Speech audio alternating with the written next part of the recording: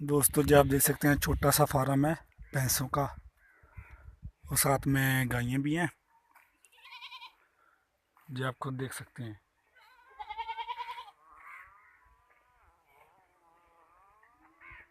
और कैसे धूप सेक रही हैं, आराम से बैठी हुई हैं। जी देखें, आप देख सकते हैं दोस्तों।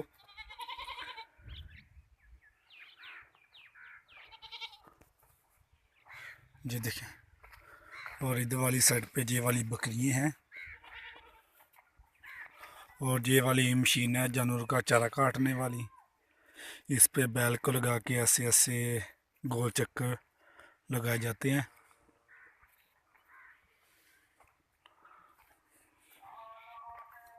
और ऊपर से आप देख सकते हैं कि धूप भी कितनी ज़्यादा निकली हुई है और ये आराम कर रहे हैं धूप में।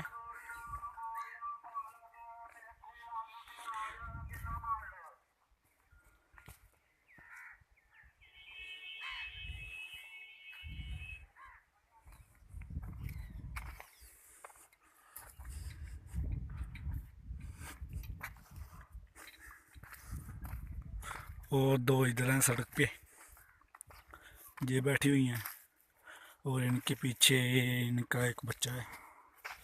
ये देख लें।